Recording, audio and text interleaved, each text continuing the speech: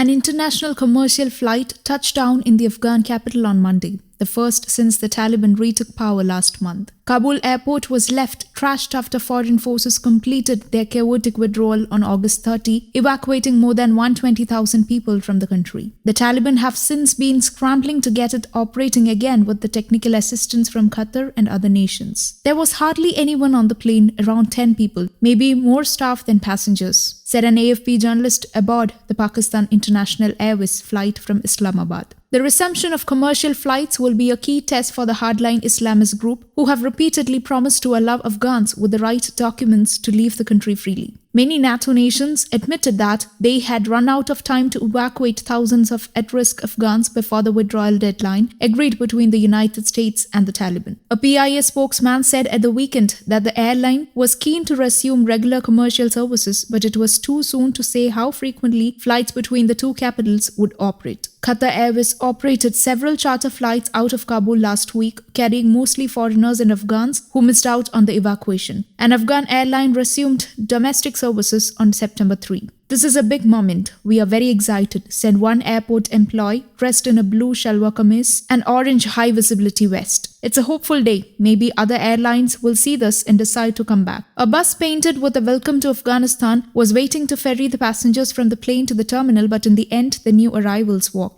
Around 100 passengers were waiting to catch the return flight to Islamabad, mostly relatives of staffers with international organizations such as the World Bank, according to airport ground staff. Passenger halls, air bridges, and technical infrastructure were badly damaged in the days after the Taliban rolled into Kabul on August 15. Tens of thousands of Afghans fear reprisals for helping foreign powers during the 20-year US-led occupation, but the Taliban insists they have granted a general amnesty to everyone, including the security forces they fought against. The Taliban have promised a milder form of rule this time, but have moved swiftly to crush dissent, including firing in the air to disperse recent protests by women calling for the right to education and work.